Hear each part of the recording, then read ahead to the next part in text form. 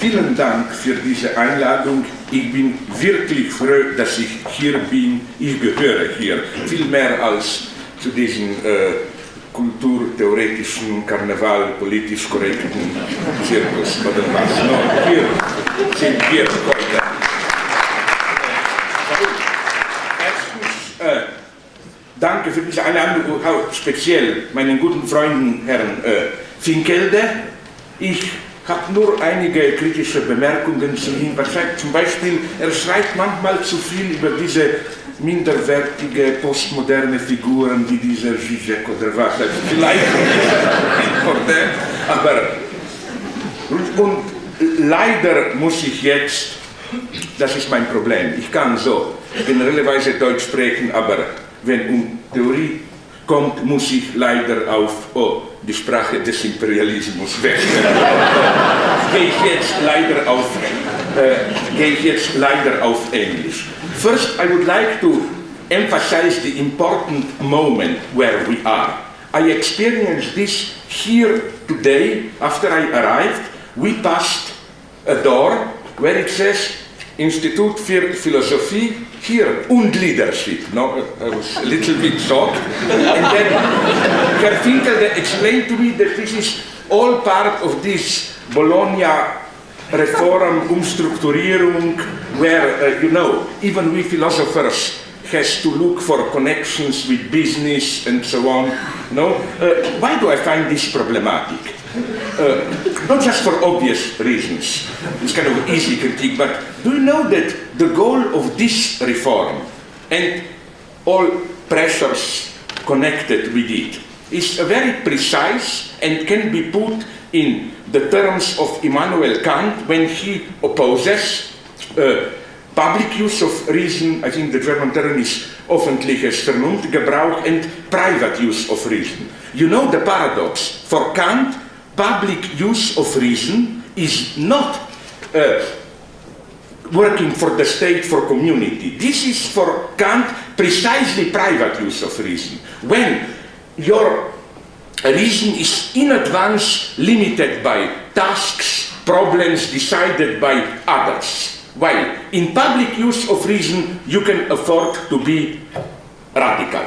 So this is what I think is the ultimate dangerous goal of this push towards reform, which is now, as we all know, acquiring almost ridiculous, threatening dimensions, for example, in England, in Netherlands. This idea, to put it very simply, I simplify, but it's true. They want to make, ultimately, out of universities, factories for experts. I participated in a debate 3 years ago in Frankreich, in France, where there was also a politician. You remember, this was the time when cars were burning in Paris suburbs, who explained to me, I'm grateful to him, very clearly. He said, who needs your big metaphysical, philosophical thinking? Look, now cars are burning in the Paris suburbs. So what we need are psychologists to teach us how to contain, how to control the crowd. We need urbanists to teach us how to structure the city so that mass and crowds cannot gather too easily, and so on and so on. Sorry, but this is not intellectual life. Intellectual life is first and foremost something else. It's not to solve problems formulated by others. It is the first thing when if we want to be intellectuals, when we confront a problem, the first question to ask is, what if the way we formulate the problem is already part of the problem, that we mystify the problem? For this type of thinking, where you are not simply expert solving problems formulated by others, there is unfortunately less and less space. And I think it's, again, extremely important to insist on this. And frankly, let's not forget, I'm serious here, I've written 3 books about it, that if there is some meaning in Jesus Christus spalt und split with Jewish establishment, it's precisely that the establishment of Herod state was, if you want it, private use of reason and the community of believers of Christ was public use of reason. This is how I read these provocative lines, you know. If you don't hate your father, your mother, you are not my follower. No, it doesn't mean some Oedipal stupidity that come to me, to Christ, and I will help you to finish your fight with your parents. For me, the way I read it, I wonder if you will agree. Father, mother, sisters stand here for this traditional hierarchic social community. And the idea is that there is, maybe for the first time in history, an egalitarian space outside this hierarchic order. So, ich bin dankbar for what you said is, Jesuiten und Zizek, das passt nicht zusammen. Yes, I agree, but then also, you know, I'm in good company. Die jüdische Staat von 2000 Jahren und Jesus hat auch nicht zusammengepasst. This never belongs together. On the top of it, I should say, you Jesuits were for me always the good guys. You have a wonderful tradition. Starting, for example, with, are you aware how unique it was historically? You remember, I think it was 16th in 17th, early 18th century, the so-called missions or reducciones in Paraguay. I mean, this was the worst of European colonialism, not missions themselves, but the way the big colonial powers, Portugal and Spain, Portugal dominating Brazil, Spain dominating all other Latin America, out of pure envy or colonial interests, they manipulatively adopted this hatred of Jesuits, which was at that point, it was popular, as we know, in Europe, to hate Jesuits, to justify this totally unfounded attack on the Jesuit state there. And you know what a good job Jesuits were doing there? Do you know, for example, that Jesuits were there already printing books in their own Indian Guarani, or how is it called, language? Can you even imagine, just if Jesuits were allowed to do their work to the end, how the entire picture of Latin America would have been different? And so I don't quite agree with those followers of, not me, I'm not a postmodernist, as you rightly said, followers of like Michel Foucault, who paint this terrifying picture of Jesuits' mission as some places of totalitarian control and so on and so on. Even Hegel, in a not quite justified way, makes some fun of this. But nonetheless, if you put it in the context of that time, this was paradise compared with all things that went around. And there are other things, like as a leftist, I'm telling you, I barely know a serious leftist who doesn't like Jesuits. From Brecht, we know very well that Brecht based his Lehrstücke on Jesuit plays. Eisenstein, cinema. Do you know that Eisenstein wrote a wonderful piece where he grounds his theory of how montage of attraction in cinema should generate enthusiasm. He grounds his text on Loyola's exercises and so on. So no, wir sind hier unter Parteigenossen. Don't give me a chance. No. So now, unfortunately, we have to do some serious work, and I ask kindly for your patience and tolerance. I would like to begin with a literary reference which maybe will surprise you. A work today half forgotten but interesting. Jack London's Martin Eden. You know, story of a writer, artist who at the end kills himself by drowning. How did Martin Eden, the novel's hero, arrive at this point of despair? What pushed him to suicide was his very success, which was for him, for Martin Eden, totally enigmatic. After long years of struggle and hard work, Martin finally succeeds, becomes a famous writer. However, while he is living in wealth and fame, one thing puzzles him. Here now comes a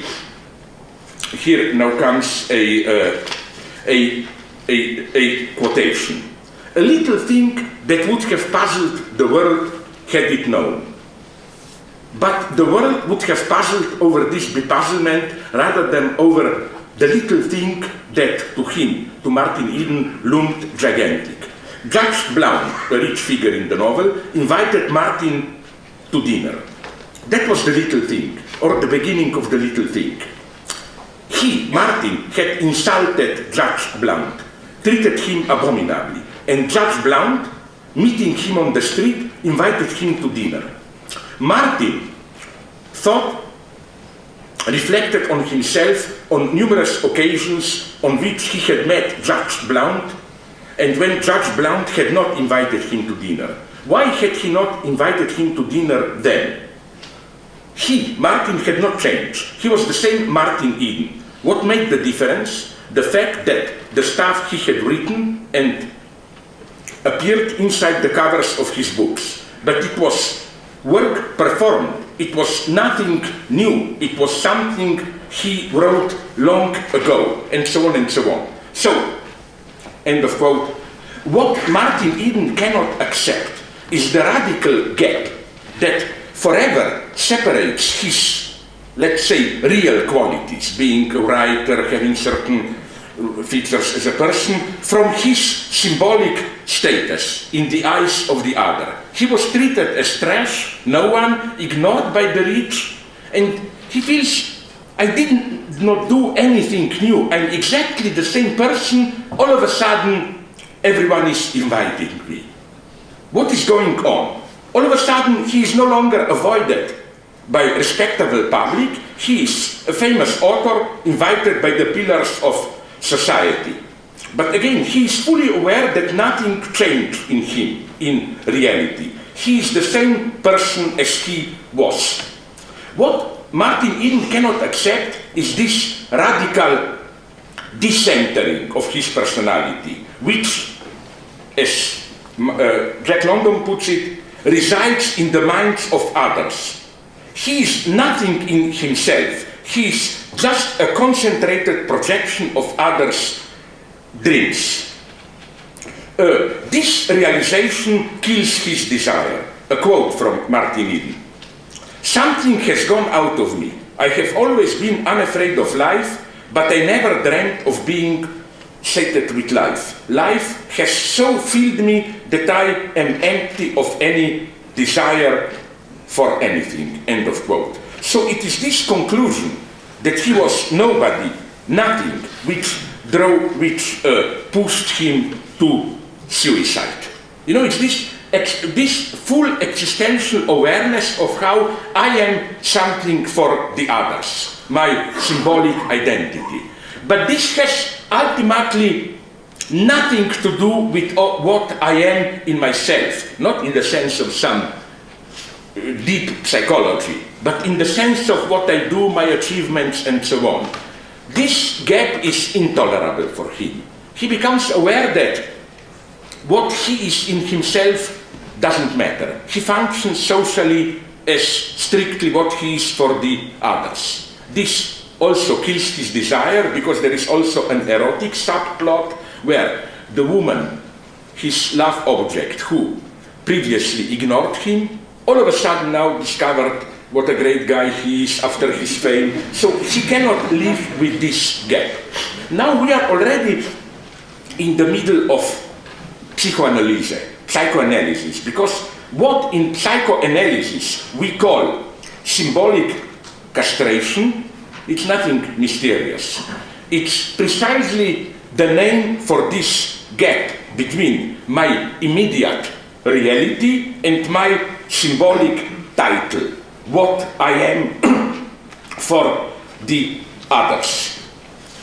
The problem is that in our daily life there is always some kind of mystification, or as already Marx put it, people treat someone as a king because they think he is a king in himself, but in reality someone is a king because people treat him like a king. And you know, for political leaders, the problem is always how to blur this clear distinction. Politicians are always afraid that they will be caught in a situation where people will clearly perceive that they are nothing in themselves, that there is no substance for their authority. Now you will tell me, what has this to do with our predicament today? It has. Let me do a little bit, before we go on to more serious waters, a little bit of analysis of, I hope some of you saw these films, of the two films which triumphed at the last, this spring 2011 Oscar ceremony. The King's Speech and The Black Swan. I hate both films. Why? The problem of The King's Speech is what? You know, it's the story of British king, I think Edward, who before becoming king has the problem of stuttering. And then we get the Australian coach, trainer, who teaches him how to speak properly. Okay, there is an interesting here political background also, because obviously the true opponent of the king, the guy who knows how to speak, is Hitler, of course. And you know, it's this back, but this is not central. I want to propose a simple, naive, but I think correct reading of the film. I think that the king, when he stutters, he has right.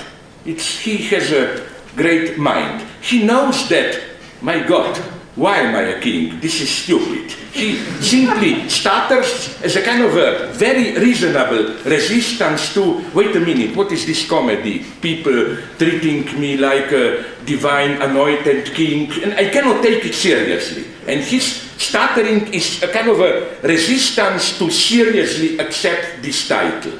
So I think it's really a very sad story. It's a story about how someone who had normal Christian democratic reflexes is then trained through a coach, a trainer, to become stupid enough to take seriously his title. It literally happens, if you saw the film towards the end, when the trainer, played by Geoffrey Rush, sits at the king's chair. And the king, furious, said, "How dare you sit there? This is my chair." The trainer asked him, "Why is this your chair?" The king shouts back, "Because I'm a king by divine right." And then, this is the most reactionary moment of the film, the coach says, "Now you got it. Now I cured you." Yeah, but it's a very sad end of illness. He simply, literally rendered him stupid enough to play seriously the role. And I think, I don't have time to go into this, I think that this is the greatness of the gospel, one of the marginal, often not noted features. The way I read the gospel, Christ is doing this all the time. You know how, for example, when he is asked some question, Christ says, "I will tell you a parable, a story." But then what regularly happens is that not only does this story explain nothing, but the problem is then how to read this story. It's all the time this kind of provocation, precisely a spontaneous, beautifully done revenge against this type of stupidity, of, simply believing I am who I am, and so on and so on.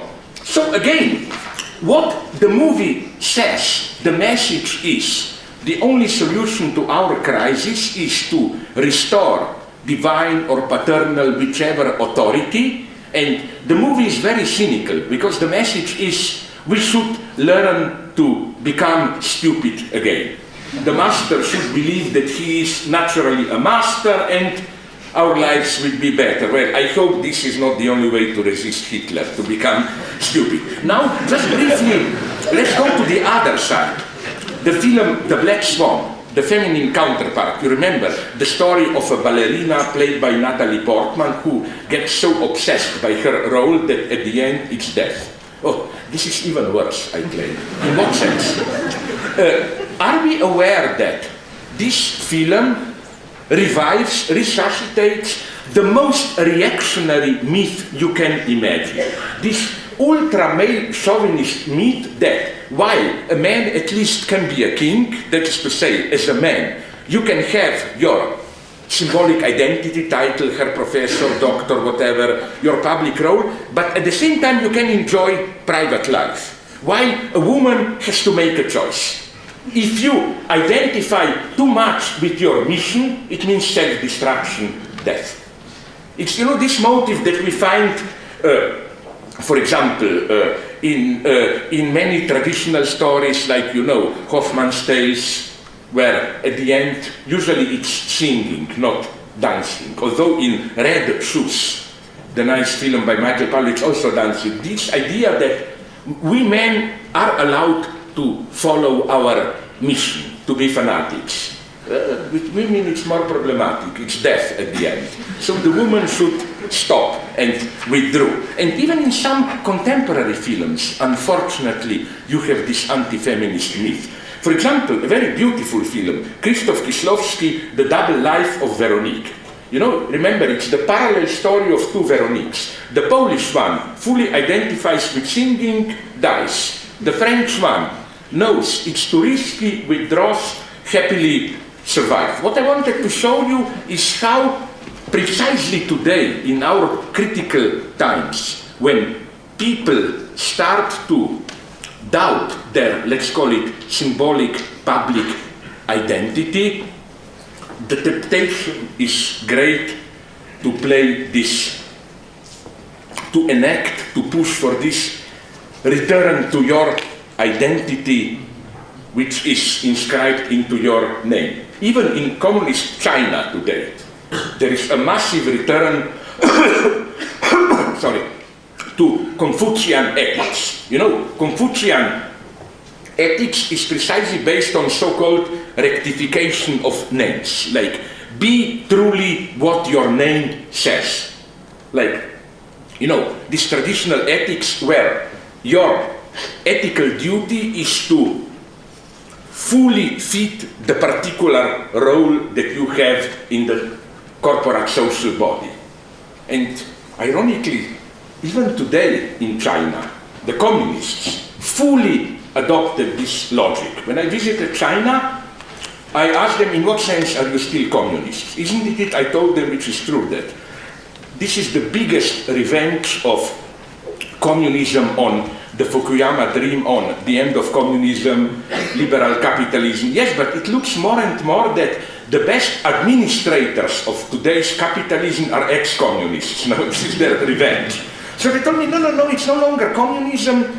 Today, we define our goal as harmonious society. Okay, I asked them, give me a stupid, simple explanation. What do we mean by this? They told me a harmonious society is a society where everyone does his, her, their particular duty. A leader is a good leader, father a good father, worker a good worker, wife a good wife, and so on and so on. So of course I exploded. I told them, this is so nice because we don't have here any multicultural misunderstandings. We know what this is. In Europe we call this corporate fascism, you know, like at home here, no? So again, if you are truly Christians, you should explode here. Because I think the very idea of Heilige Geist, of Holy Spirit, breaks with this. You know, the most beautiful part for me in Paul's letters is when he does refer somewhere, I must admit, I forgot where, to this corporate metaphor, you know, society as a human body. But did you notice how he turns it around? He says, no, for us Christians, precisely the lowest member of the body can be the highest, and so on and so on. This is the big temptation today. Okay, but nonetheless, so now we have this gap between what I am in myself, in my reality, and my symbolic identity.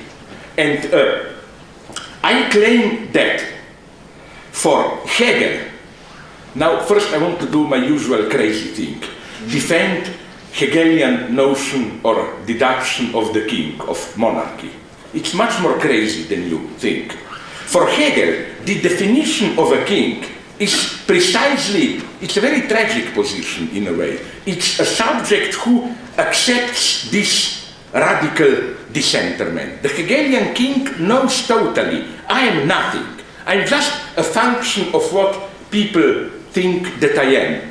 The only reality that matters is my penis. My duty is to bring, to produce next kings, and as Hegel says it openly, the duty of the king is to sign documents. He doesn't have to know what he is signing. This is decided by ministers who know, and so on and so on.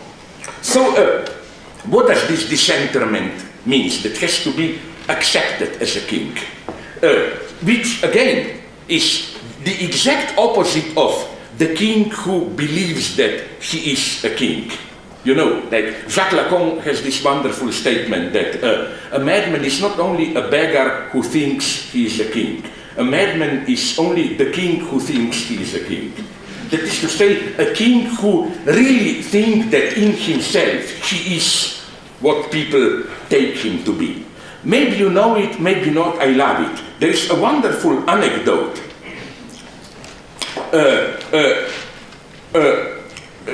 about what happened during the big battle between the Prussian and the Austrian army in 1866, I think, Prussian-Austrian war, when the Prussian king, formerly the supreme commander of the army, was observing the battle from a nearby hill.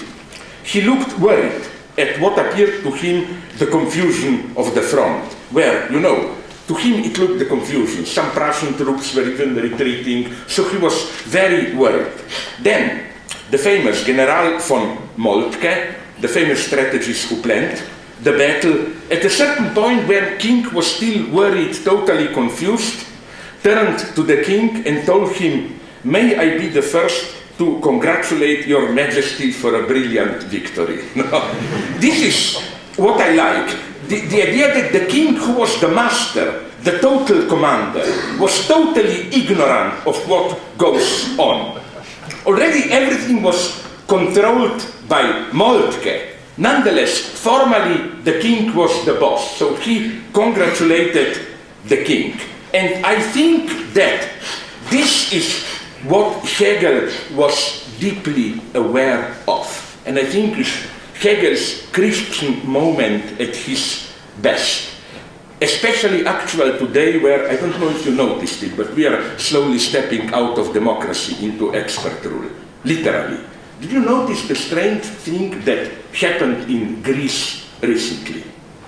The Prime Minister proposed a referendum. All Europe was in a total panic. My God, ask the people, horror. Then the Greeks decided just to nominate totally non-legitimized, a pure technocratic expert government. Oh, big relief in Europe, and so on and so on. And it's not just Greece. In Italy it happened the same, and so on and so on. What Hegel knew is that the greatest threat is when experts, those who are directly legitimized by their knowledge, abilities, take power. That this is the formula of totalitarianism. The paradox of Hegelian Staat der Vernunft, rational state, is that you must have an ignorant idiot on the top who decides. You can have experts, but they only give counsels, proposals. The decision itself, that the gesture, yes, no, this is now the law, this is not the law, must not be made by experts. Here, I think, I don't have time to go into it, Marx totally missed the point in his early critique of Hegel's Rechtsphilosophie, where he makes all the fun of Hegel and so on. And history had a great revenge on Marxism here. Because in Stalinism, we precisely got a master, a leader, who thought that he knows, really. Stalin was not just like a king. Stalin was not just a symbolic top. The whole machinery was to demonstrate that he really knows. And then you get the nightmare that we got. It's the same with, it's the same also with, for example, among other things, with Kafkaesque bureaucracy. People do not often notice that this abyss horror of Kafka's universe is not because we have some higher authority there which is purely irrational. No, it's bureaucracy. The definition of Kafka's universe is bureaucracy without a king, which then runs crazy. The formula of totalitarianism is not an arbitrary leader. No, it's experts take power. And you can even find this at the literal level. Like, did you notice that, for example, Stalin's origins are not the leader? He was, the biggest mistake of his life, probably hired as it were, by Lenin as, you know, in 22, I think, or 21, Lenin said, oh my God, we have so many things to decide in Politburo, we need someone just to take notes and put things in order. So, because Stalin was at that time considered a kind of a local idiot of the Politburo, first Lenin proposed it to Trotsky. Trotsky said, no, it's too humiliating, I will take it. So Stalin said modestly, okay, I will do it. And then, you know, 2 years later, Trotsky was a little bit stupid there, if you read history, because Trotsky believed in himself. He thought, who cares about this small bureaucrat? I will make one big speech and Stalin will be out. Well, Trotsky was really, it's tragic, from 23 to 25 seats, Trotsky was like, you know, that famous scene from Zeichentrickfilme, cartoons, where a cat walks above the precipice and falls down only when it notices that, no? Trotsky was already walking up in the air. He was totally without power, but he didn't know it. Then in 26, I think, he was reminded by Stalin, hey, look down, there is nothing. And he went all of a sudden. So again, I claim that this lesson, again, is actual, especially today, when more and more politics is presented to us as simply the art of expert administration. That this is post-politics. This is the end of politics. You know why? Because the price we pay is that what is presented to us as expert knowledge is not really expert knowledge. First, I find it a little bit ridiculous to put bankers on leading positions, like now in Greece and Italy. Wait a minute, I mean, do they really know? I think the best argument is that they brought us into the crisis in which we are now. So, but let me make a more important point, a slightly, nonetheless, more refined point. The point here is what? Let me go to another topic which may appear different, but it's basically the same, I claim. Did you notice how whenever you have the procedure of measuring a qualification, grading in school and so on, it's never a simple flat procedure in the sense of we measure it, that's it. There is always a minimal gap between the actual procedure of grading, whatever, and the public declaration of the results. And you can experience this quite literally. You know, isn't it that when you do an exam, even if you are pretty sure that your answers were perfect, there is always this minimum of uncertainty.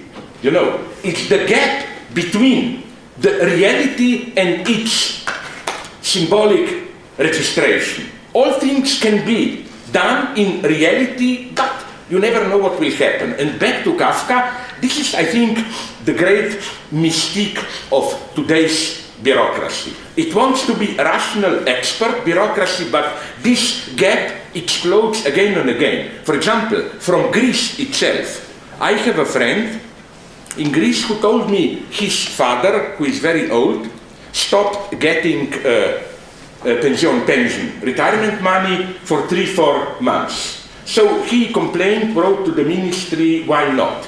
And I love this example. I couldn't believe it that it's true, but I saw the document. Okay, it was translated to me from Greece, but I learned enough. I know enough Greece to see that they didn't like me. Namely, he got, Father, the message from the ministry, which literally involved this pragmatic paradox. The message was, the letter was addressed to him as a living person, but the letter said something like, sorry, but according to our documents, you are dead for 3 months. Could you please visit us and prove that you are alive, and then you will get your money back. This is from what bureaucracy lives. This gap between, something can be true in immediate reality, but if bureaucracy says something, it's an in this way, I'm tempted to read Kafka. Franz Kafka, when he wrote in some of his private notes that in our godless times, often these irrationalities of bureaucracy are the only contact we have with the mysterious divine or whatever, This total am I dead, am I alive, or whatever, or how even, and the stories, we can multiply them, can be wonderful here. I have a lady, I know her, an old lady in France, again, it's not a joke. This lady got a letter from city authorities that her identity card was stolen, so he should visit them there and demand a new card. She went there and said, listen, I have here my carte d'identité, they call it. I have it here, what's the problem? She got the answer of a lifetime. The bureaucrat told her, I don't care what you have there. Officially your card is stolen, so what you have in your hand is an illegal document. Destroy it and ask for a new one. If this is not divine dimension in secular times, then I don't know what divine is. To go even to the end here, the most beautiful moment of this madness happened in the army. I'm sorry if some of you know the case, but it's beautiful. In the army, Yugoslav army, 30 years ago, to a friend of mine. You know that, as in every army, after the first 1-2 weeks of training, when you are acclimatized to the army, you get some ritual where you swear, oh, I'm ready to risk my life for my country, blah, blah, and then you sign the document and you are in. You are fully a soldier. Okay, this friend of mine did something wonderfully naive. When he approached the officer with the big book where he would have to sign, he asked the officer a simple question. Is my signing this oath obligatory or free?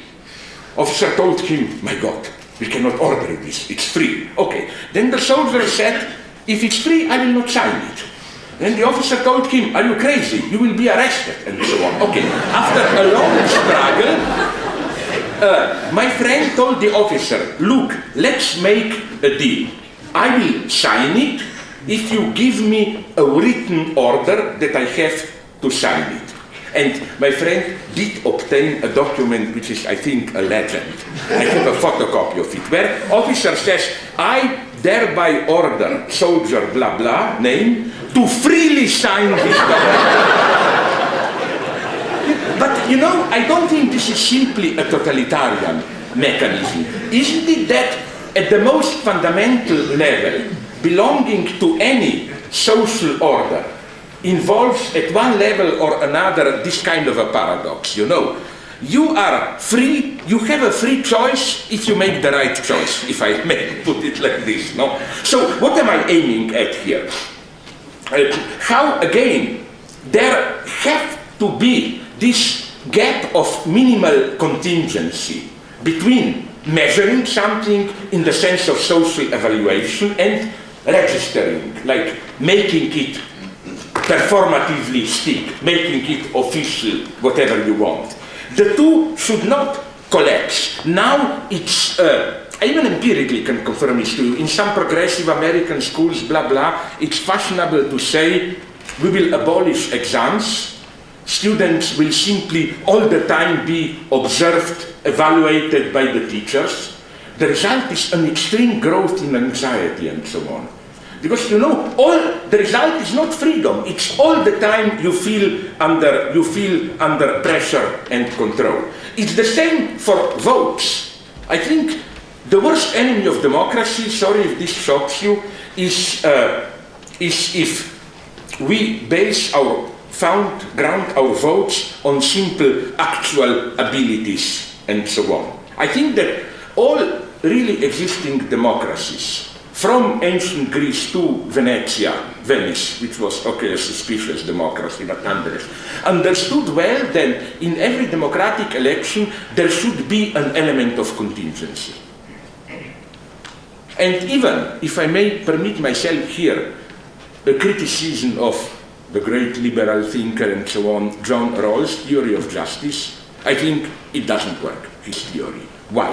Because as every good Christian who has read St. Augustine's Confession knows, and even Rawls admitted it afterwards, his notion of just society works only if you cancel envy and resentment.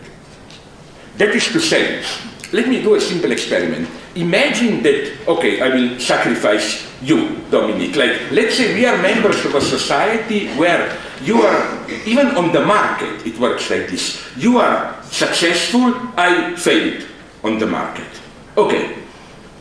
Isn't it much better for me if I am allowed to live in the illusion, it doesn't matter if it's true or not, that you are the same idiot as me, or even I am much wiser than you, but you were lucky. In this way, it's much more tolerable to me. My narcissism is not hurt. I can tell to myself, don't take it personally, this idiot was just hacked. But imagine what a trauma would have been for me if we were to live in a just society.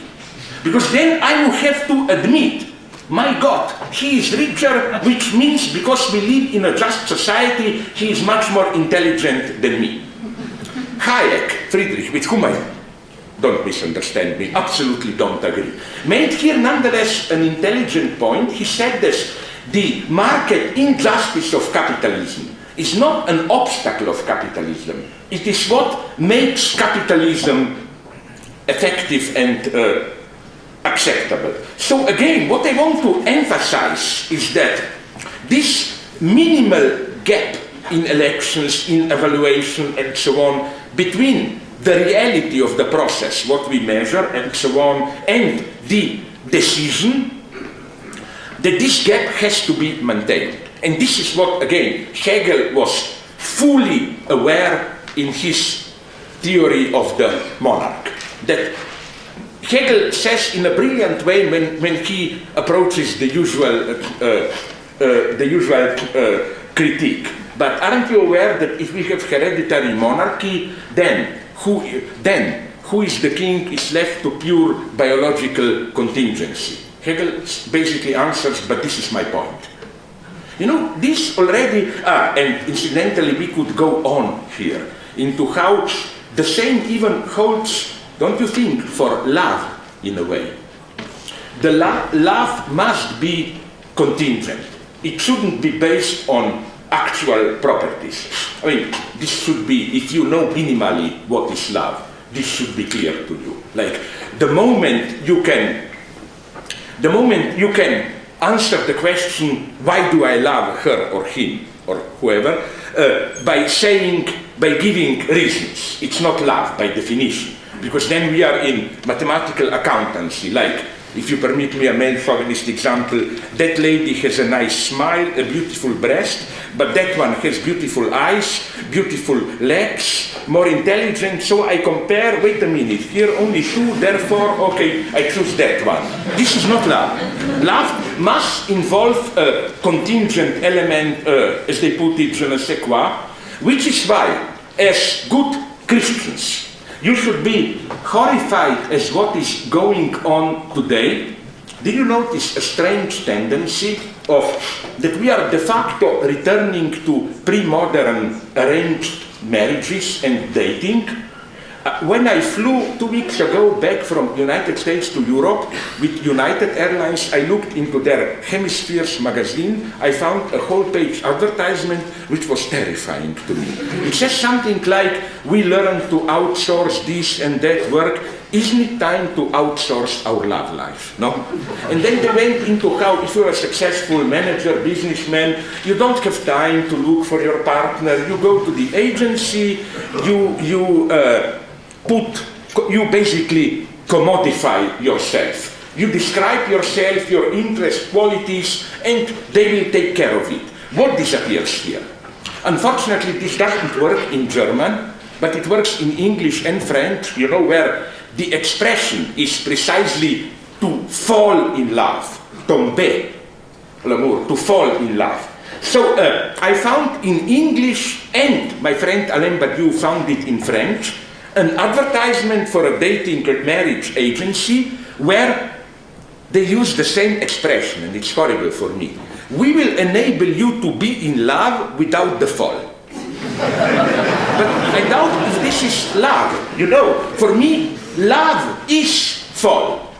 Fall means this opening to the neighbor, this, I don't know why, but I am traumatized, I see you, I know. Love always has this wonderful retroactive teleology. You encounter someone on the subway, I don't know where, but once you are in love, it's always, my God, all my life I was waiting for you. Suddenly you understand that everything was pointing towards it. This commodification of love is mixed to something else. So maybe I will challenge you here about what I see. Please correct me if I'm wrong. How you see you as whatever, Jesuits, Catholics, sexuality. Because are you aware that we are approaching a state gradually where passionate love itself, love or too passionate a commitment, is considered dangerous. You open yourself too much to the other. Can I give you an empirical proof, which will maybe surprise you? I go now to the lowest of popular culture. Did you see the last James Bond film, Quantum of Solace? Did you notice something strange? At the end, it's the first James Bond where there is no sex between Bond and Bond girl. Now you will say, okay, it's one case, means nothing. Let's go now to really lowest of the lowest. And here I was on the side of the church. I mean, that Da Vinci Code. No? Did you notice something strange? Again, no sex, love between Robert Langdon, the symbologist, and this granddaughter of Jesus Christ, Sophie Neveu or what. And I even think that this is the utterly perverse economy of the film. That poor Jesus Christ, according to the story, had to make love, you know, all this stupid theory, Christ had a child, blah, blah, just to cover up the fact that they had to make love, be sexually active, just to cover up the fact that there is no sex here between the two heroes. Then the last novel, one of the big candidates to the worst novel of all times, The Lost Symbol, absolutely not even a sexual tension. Things get even more mysterious. If you go to the last Dan Brown film, Angels and Demons, there is sex in the novel, but no sex between Langdon and that Italian scientist Vittoria Vetra, but no sex in the film. Where are we? Usually we thought Hollywood adds sex to make it more commercial. Now Hollywood is erasing sex too. I'm not glad about this tendency. I think it's connected strictly with another tendency, this what I ironically call Western Buddhist bullshit, you know, this idea of don't attach yourself too much to any person, whatever, keep distance and so on. This is for me something horrible, and I noticed how unknowingly even some Christians accepted this in this way. For example, at the theological conference in the United States, I was part of a debate where I provoked some priests there. Okay, I asked them, How do you read that famous statement which I already mentioned? If you do not hate your mother and father, you are not my follower. I think they gave me some of them a horrible answer. They told me, you know, it's a metaphor, it really means don't get attached to persons too much. They fell into some kind of a New Age pseudo-Oriental bullshit. I told them this is a blasphemy. You are making out of Christ a kind of a stupid, petty, jealous God, you know. Love your wife, but no, I want to be loved a little bit more, you know, not too much. I told them you are totally wrong. When you love somebody, your neighbor, passionately, Christ is there in this love. It's not that you have on the side to love him more. Then I really loved this. One priest gave me then the strangest answer I ever heard. Then it's typical how another priest proposed another answer and so on, very self-contradictory. Then at the end a priest told me, why didn't you tell us in advance? We were not prepared, you surprised us with this question. And believe me, with great pleasure I told them, my God, you had 2,000 years to prepare the answer. You know, like, it's not that I invented this now, you know? What I'm trying to tell you, this is absolutely not to make fun of Christianity, but of a deep truth that there is something absolutely worth fighting in Christianity, something so dramatic, deeply true, that it's sometimes, not always, even too traumatic for Christian institutions themselves. You know that wonderful line, it's an anecdote, I don't know if it really happened, but when Napoleon was crowned emperor by the Pope, the rumor is that when Pope was approaching him, Napoleon simply took the crown and put it on his own head. And you know what the wise Pope told him then, Napoleon? He told Napoleon, I know what you want to do. You want to ruin Christianity. But I tell you, you will not succeed. We, the church, are trying to do this already for 2,000 years. Okay, it's not as simple as that, I know. But what I'm saying is that Christianity is absolutely alive in its radical, egalitarian, and so on core, more than ever, and it is under threat today, I claim. But precisely here I am, in an unashamed way, Eurocentric, precisely with this pseudo-Western Buddhism, pseudo-Orientalist approach, and it's something potentially very dangerous happening, which is why, if I may make this brief political intervention, you know, when somebody praises European identity and so on, the threat to Judeo-Christian legacy, I think we shouldn't react like politically correct liberals who react with shame. Yeah, we know Europeans did all the horrible things, from Holocaust to colonization, we killed millions and so on. No, maybe we should change the tone and be proud of European legacy, but of course not in the sense of the right-wing anti-immigrants. We should say the opposite. We should say, yes, Judeo-Christian legacy is threatened, but it's threatened precisely by people like, I don't know, Haider, Le Pen, whom you want. That Europe would no longer have been Europe. The real European legacy, which started maybe with ancient Greens, the crucial point being precisely Judeo-Christian legacy. For me, all good things begin with book of, how to say, Job, Hiob, the guy who was screwed by God and so on. Hiob, then going on to Christ, which you can view only as a repetition of Hiob. This is something which is not only alive but extremely important today. How can you say Christianity is no longer actual when our one of the central political problems today is precisely love your neighbor? Isn't the entire populist politics today based on mistrust, on who will protect us from the neighbor? Here, my beloved theologist, Gilbert Keith Chesterton, said something wonderful. He said, the Bible says, love your neighbor and love your enemy, and it has good reason to say both these things because the two are usually the same. You know? I mean, the problem is there, you know, the Judeo-Christian notion of neighbor is not this comfortable communitarian notion of the guy who is like me, you know, what we say, the fellow man. Neighbor is not the fellow man. Neighbor is the fellow man who suddenly appears strange. Like, didn't it happen to you, this elementary traumatic experience? You think that you know someone closely, but all of a sudden this guy does something either in the good or in the bad sense which shocks you. Like it happened to me. I thought I have a good friend, then somebody was dying of cancer, and this friend of mine started to make extremely brutal, humiliating, cynical remarks. And you know, you ask yourself, my God, did I know that person at all? Or, hopefully that's a good sign, also in the opposite direction. This is very nice, you know, how you think somebody is simply a conformist and so on, but all of a sudden he does something heroic, at that point you encounter a neighbor, I claim.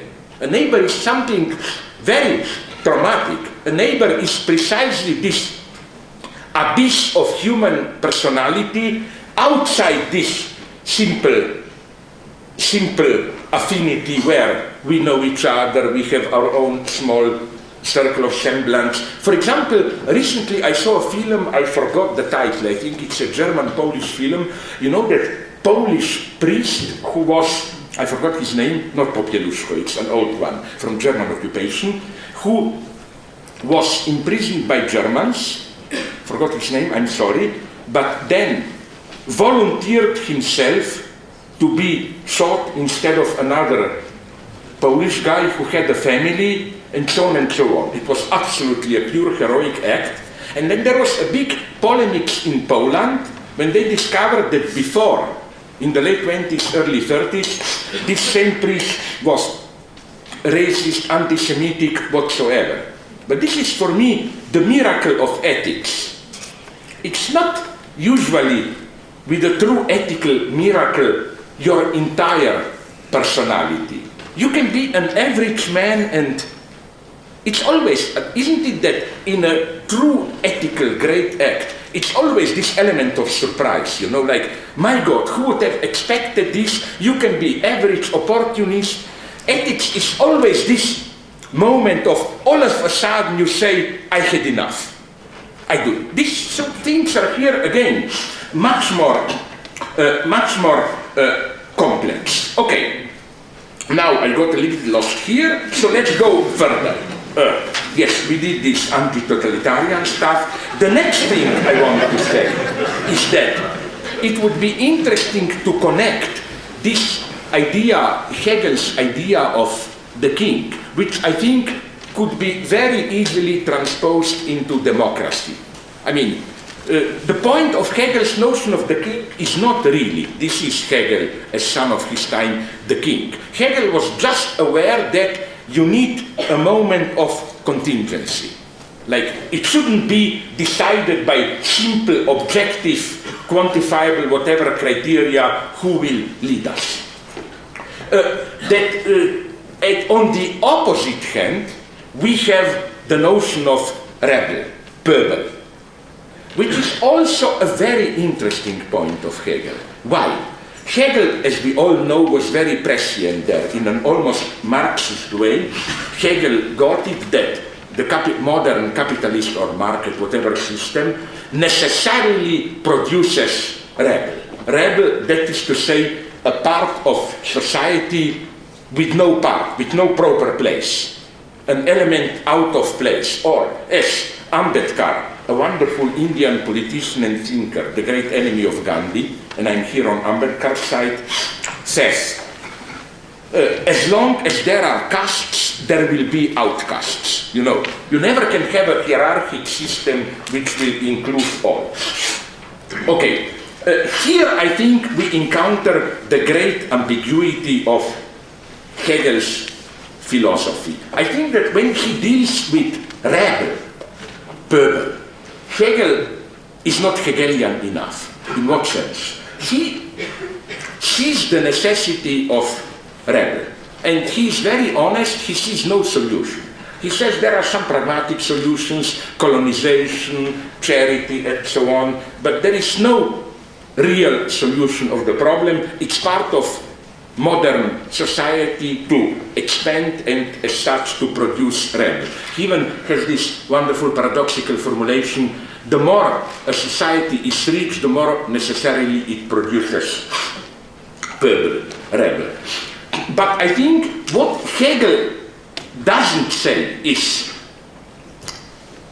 the Christian elementary insight, which would have been that whenever you have within a totality an element which is the excess of this totality, in the sense of a part of total, let's say, social body, which is part of society but without a proper place, like displaced, this element stands for the dimension of universality.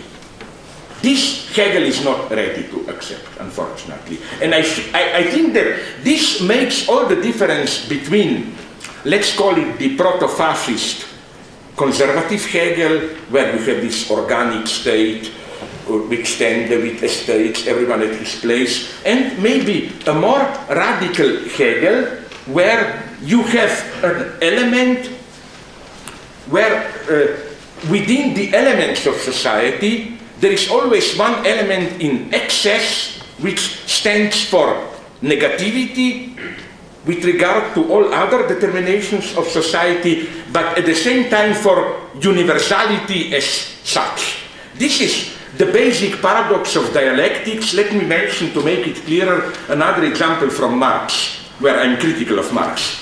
You know, the Marxists, if you remember, you know, once upon a time, there were strange people called Marxists and so on. If you are old enough, you remember it. And in Marxism, you know, you have this classification of modes of production. Primitive pre-class society, slavery, then it's Asiatic mode of production, slavery, feudalism, capitalism, and whatever you call it later, socialism, communism. But if you read Marx closely, you can see that he cheats with Asiatic mode of production. This is why there was such a problem with it.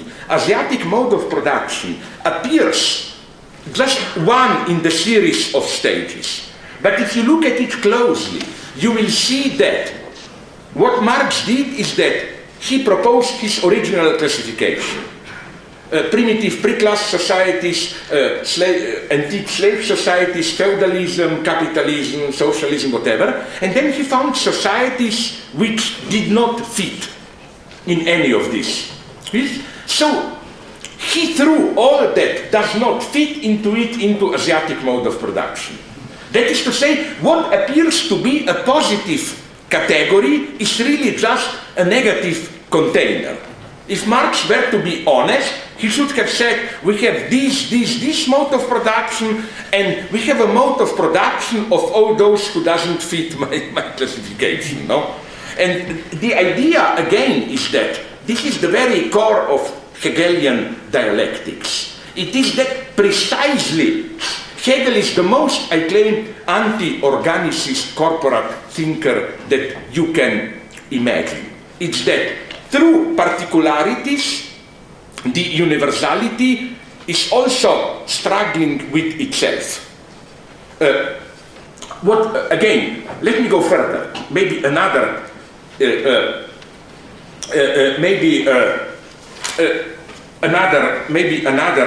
example here. For Hegel, the first thing to say, and it's another point of the same, you know that today it's fashionable with postmodernists, which I definitely am not, to claim how totality is bad. You know, you have this idea, one step from philosophical totality to totalitarianism. For example, Emmanuel Levinas liked to say this, that the origins of political totalitarianism is the philosophical notion of totality.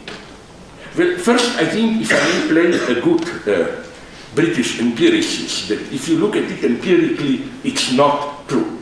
If you look closely at the spontaneous ideology of totalitarian regimes, they were, as a rule, always some kind of contingent historicists. I mean, my God, Stalin's basic motto was everything depends on circumstances, everything is contingent, and so on. Read Hitler. Well, it's not amusing reading, it's boring, but you can learn something. In Hitler also, it's clear that his vision is some kind of a tragic historicist contingency. Heroes emerge, but at the end, everything falls apart. We are all doomed to die. The only thing we can do is to die fighting in a great tragic way, and so on, and so on, and so on. I claim that, first, it's again empirically wrong. Here, you should be proud as theologists here. It's not true that dogmaticism is a priori the enemy of democracy. On the contrary, you should be especially sensitive to this central point, which is that a truly democratic society needs quite many unquestionable dogmas. Dogmas, I'm using this term. What do I mean by this? Listen, let me ask you a simple question, because people are usually shocked. What do you mean dogma? Are you smuggling some of your Stalinist stuff or what? No, it's something very simple. Let's take the example of rape. Would you like to live in a society where you would have to debate again and again and demonstrate that rape is bad? No, I would like to live in a society where rape is as a simple dogma, presupposition, accepted as something ridiculously wrong. So that if some idiot advocates rape, with this stupid logic, women provoke us, they really want to be raped, but are not honest enough to admit. You don't even have to reason. You treat this guy like, are you stupid or what? And it's not only this. There are many, many in this sense, not dogmas in the prescribed sense, but spontaneous dogmas which are absolutely necessary, I claim, for a functioning democracy. And even I go a step further here, to the horror of many of my friends, and I think the Deutsche Zeitung even published this, I put a very weird defense of Leitkultur. Not exactly in the Angela Merkel sense, but in this sense. I think the liberal illusion is that you can have different cultures, and then all the state has to do is to provide some kind of a neutral legal frame which regulates how cultures interact. I claim this never functions. I'm not saying we have to have Leitkultur in the simple sense of pure authority, predominance of one culture. What we need is Leitkultur in this sense. If different cultures are to coexist, laws are not enough to regulate this coexistence. You need, again, a set of dogmas in the sense of simple rules, but unwritten rules, accepted by all, about, for example, how me as a Christian coexist, I don't know, with a Chinese guy across the street, with a Muslim across the street, and so on. If we don't have some minimal shared ethical substance, then we end with regulated hatred, which is what is for me political correctness. The reason I'm opposed to political correctness is that it tries to regulate, legalize even, what should be the spontaneous, as it were, ethical substance. Now, sometimes this has funny effects, I must admit. For example, I learned that they're the most crazy politically correct. In a small campus somewhere there around Oregon or northwestern United States, they did a detailed politically correct guide of rules to follow in seduction. Like basic rules being at every step you have to ask, like you shouldn't simply grab the woman, but can I unbutton this button here? Can I put my head there? And so on and so on. And I was told that strangely it did work. But you know why? Not because it was taken literally, but because it was eroticized in the way couples played with it, For example, all of a sudden there, instead of saying in a vulgar way, I want to sleep with you, it was, oh my God, you have a nice button then. Can I please just unbutton that button or whatever? You know, it becomes very elegant. In this way it works. But it must be this mediation. Otherwise, again, for me, political correctness is it's the worst thing that can happen. We have all effective racism and so on, and you just control it with some with some even legal rules. It's for me a fiasco. You know where they are too narrow. You must have noticed how, like once I was in the United States and I was asked what is the crucial ingredient of functioning multiculturalism. You can imagine how the politically correct journalist almost lost consciousness when I said good racist jokes. Okay, they thought I'm crazy. I was not. From ex-Yugoslavia, this is my old story, I can tell you, my big experience is that I'm not, of course, talking of racist jokes in the sense of I humiliate you, you humiliate me. But I remember how it worked in ex-Yugoslavia wonderfully, that when I met a Serb friend, a Montenegro friend, each of us mockingly identified with the racist cliché about ourselves. We Slovenes were supposed to be envious misers, no? Like, what is the Slovene national proverb? Let's say God or a magician appears to me and tells me, I will give you a cow for free, but I warn you, I will give 2 cows to your neighbor. What is the Slovene farmer's answer? Rather kill one of my cows, but kill 2 cows of the neighbor. That's our identity story. Then Montenegrin are lazy and so on and so on. But you know in what wonderful way the exchange of these jokes functioned. It was not aggressivity. We were kind of a friendly competing about who will tell a more funny joke about oneself. And it was a wonderful instrument of some kind of a true solidarity. The signal of these jokes was, it's not just this official respect. It simply meant we are truly friends. This is not possible under political correctness. But let me return to the big story. We said Hegel, Rabble, where Hegel was not, as it were, Hegelian enough. Now, let me, to finish, I know time is running and so on, I claim that another point where Hegel is not Hegelian enough, just one political point. I'm not a Marxist. I'm more and more convinced we should return from Marx to Hegel. Because the standard Marxist reading is that Hegel's notion of Rabble is a historical limited notion which points later towards the Marxist notion of proletariat. I think now, if anything today, with all those living in slums, outcasts, those excluded, we're in a way returning from Marx to Hegel. We should maybe return from the narrow notion of proletariat to Rabble, in the sense of all those half excluded and so on and so on. So again, another thing that I forgot. Why am I for the notion of totality? Just to finish that line. You know, totality is not for me this totalitarian notion of how you have all the crazy struggles, but at the end everything is harmonized in a higher totality. No, and I also think that this insight is deeply anti-Christian. I wonder if you agree.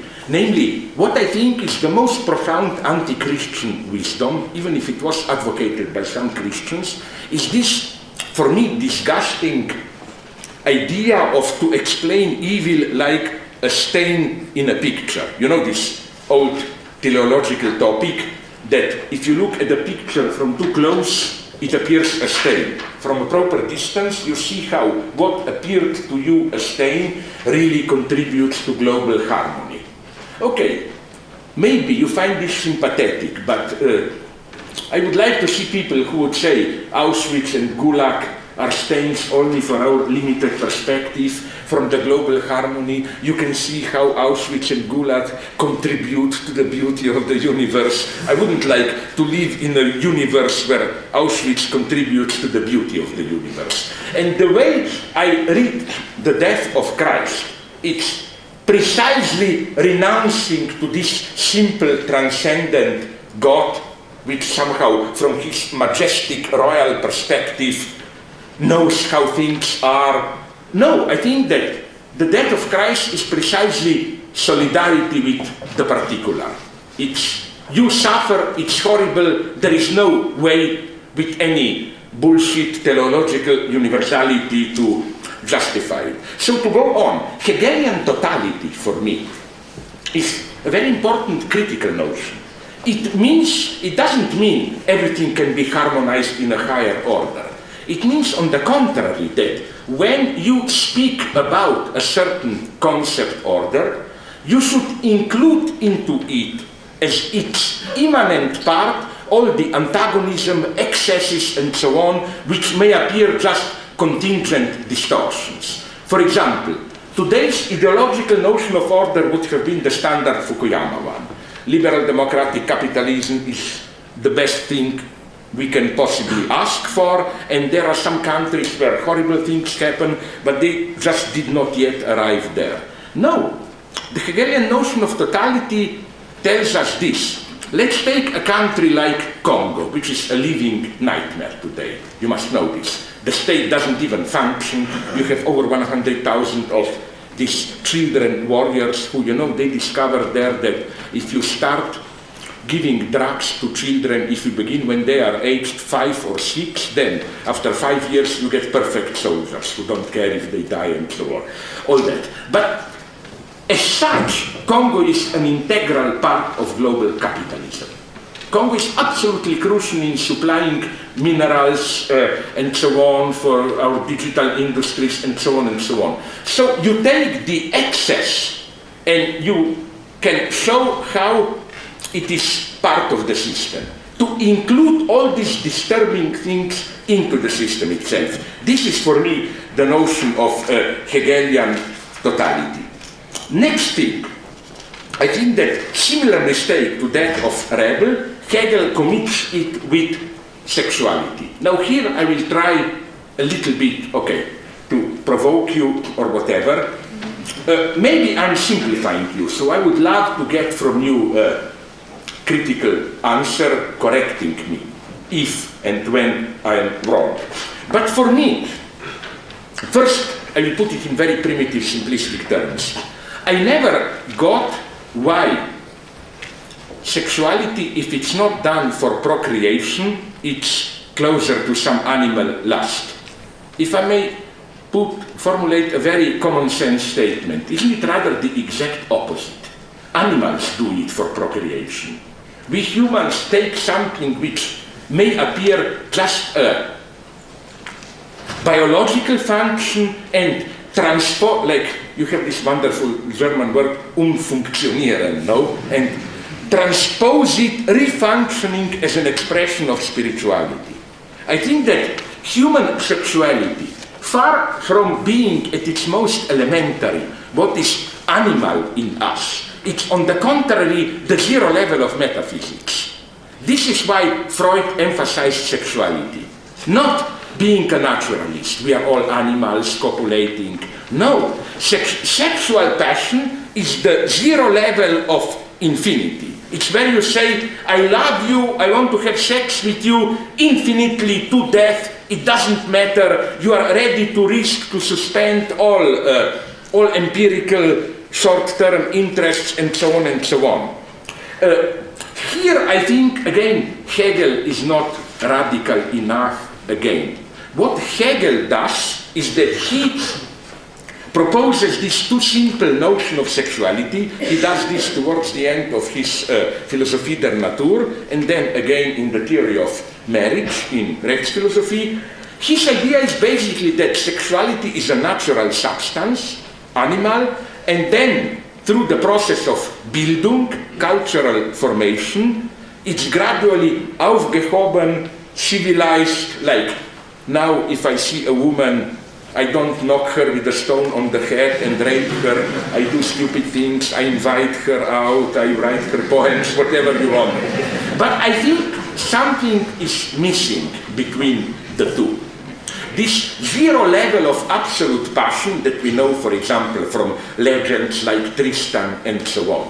What in his rewriting of Tristan, Wagner calls this Nacht, the kingdom of the night. is this absolute deadly passion which is self-destructive. It's not civilization, symbolic fictions, duties, but it's also not nature. You know who was nicely aware of this? Immanuel Kant, in a tiny text which is half forgotten today on education. Kant, it's there that Kant says this weird thing that I like, famous definition of what is man. Man is an animal who needs an answer.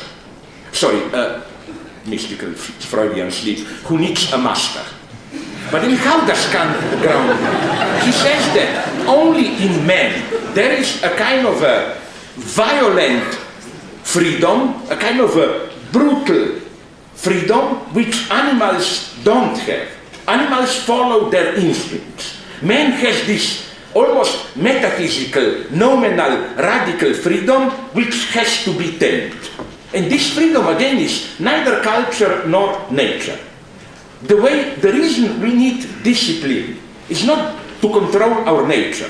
It's to control this, as it were, elementary metaphysical excess. So again, I am not now simply celebrating sexuality. I'm just saying that nonetheless things are in a way more complex here. For me, the conflict between sexuality and other forms of metaphysical spirituality is not a conflict between animality and spirituality. It's a conflict with it's a metaphysical competition. None of them is animal in the sense of simple animal instincts and so on and so on. Okay, let me go then even further.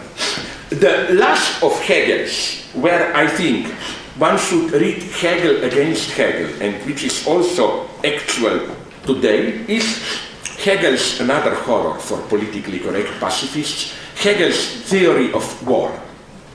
His deduction against Kant's eternal peace, that the idea is a very simple one, that if we live in a well-organized Zivilgesellschaft and rational state, we simply get inert, identified to our particular role, narrow happiness. So from time to time we need radical negativity, shock, which makes us aware of our true universality, where you purely as an individual identify with state, ready to risk your life, and so on and so on. I think that this notion is interesting insofar as I'm tempted to say we should push Hegel further, but along his own lines, towards something like what, for example, Thomas Jefferson was saying. You know, these famous lines where he says, the tree of freedom has to be watered from time to time by blood to flourish, and so on. That is to say, Hegel's mistake, I think, is to externalize this negativity. Why not say, and it's still strictly Hegelian, I say, what Jefferson was saying, that to have a state which does not become an ossified mechanism, you need something like, it needn't be a violent revolution, but you need something like rebellion or whatever which regenerates the state. If you read Hegel in this way, you will see that Hegel is a much more perplexing open author than it may appear. Hegel is not a Hegel where finally some kind of metaphysical necessity sublates. Sublation is a very clumsy English translation, but it's only one we have for Aufhebung, where all contingency is aufgehoben and so on. No. What Hegel is saying at his best is that the contingency of radical negativity persists. For example, we never have fully stable social order. There is always a threat of war. Or the most subversive Hegel, incredibly actual, totally ignored. The beginning of his Philosophie des Geistes, Anthropologie, it's wonderful, where Hegel deals with madness, Verrücktheit, Torheit, where he, in a wonderful way, deduces the necessity of madness. He claims that it's only possible for the human animal to break with nature. The first form of break is madness, a kind of psychotic gap withdrawal, and that then our symbolic universe of Gewohnheit customs, mechanic customs, is the normalization of this madness. So in a way, even more radically than Michel Foucault, Hegel explicitly says that even if this doesn't mean that we all should be mad at some point, it's only possible to understand our cultural phenomena, the symbolic universe, against the eternal threat of madness. The Hegel we get here is, I think, a deeply Christological Hegel. What Hegel understood already in his notion of the king, I will now just finish with his formula, is that every universal necessity, in order to actualize itself, has to be supplemented with a kind of totally contingent incarnation. You have reasonable state, but it's really a state of reason if you have a contingent idiot called the king or whatever. Or even, this is why, I don't have time to develop it fully, but this is why I think Hegel, contrary to what Kierkegaard thought, in a too simplified criticism of Hegel, I claim that Kierkegaard was more Hegelian than he thought. Hegel was fully aware of this idea, of this fundamental anti-Platonic insight of Christianity, where, as Kierkegaard saw it correctly, no, you